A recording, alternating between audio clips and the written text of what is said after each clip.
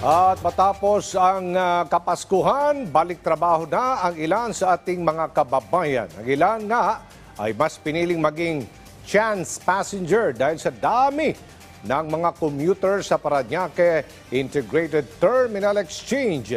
Yan ang ulat ni Bien Manalo. Nakatakdasan ng bumiyahe patungong Tanawan Malinaw Albay si Linda Balili noong December 29.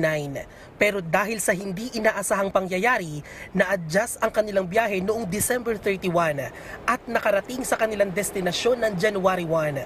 Ayon kay Nanay Linda, naging mabilis naman daw ang proseso ng kanilang pagbili ng tiket kahit pa mas pinili niya ang maging chance passenger. Madali naman po kami nakabili nagparasal po kami ng ticket ng 31. Kaya lang wala nga pong bus na mabiyahe po ng 31. So auno na po kami nakaalis. Ang balikbayan naman mula Sweden na si Celeste Uborn, mahigit 5 taon nang hindi nakakauwi sa kanyang hometown sa Naga City sa Bicol dahil sa pandemya. Kaya ngayong inalis na ang COVID restriction ay nakauwing muli si Celeste sa Naga kasama ang kanyang asawang Swedish national. Nagbakasyon po sa family ko.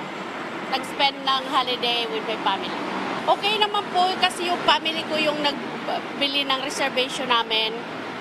Online po yung reservation. Okay naman. Ayon sa pamunuan ng PITX, inaasahang nasa 160,000 hanggang 170,000 ang bilang ng mga pasaherong darating sa terminal simula ngayong araw. At inaasahang madaragdagan pa ang bilang na ito sa mga susunod na araw na ang karamihan ay balik trabaho na. Ayon pa sa management, inaasahan din na malalagpasan ang target na 2.5 million na foot traffic sa PITX simula December 15 hanggang January 5. Sinisiguro naman ng mga driver na nasa maayos na kondisyon ang kanilang sasakyan maging ang kanilang kalusugan para sa ligtas na pagbiyahe.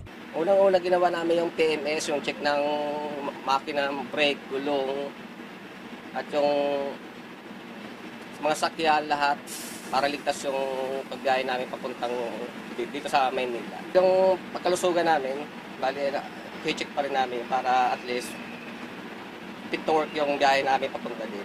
Patuloy din ang pamunuan ng PITX sa pagpapaigting ng seguridad sa terminal. So sa arrivals natin, meron pa rin tayong metal walkthroughs, no? And just to make sure yung ating mga pasahero ay safe, na walang dalang sharp objects or flammable items, definitely. At the same time, dito naman, meron pa rin tayong deployment and of course, roving K9 units. Mahigpit pa rin ang paalala ng pamunuan sa mga pasahero kaugnay sa mga hindi dapat dalhin.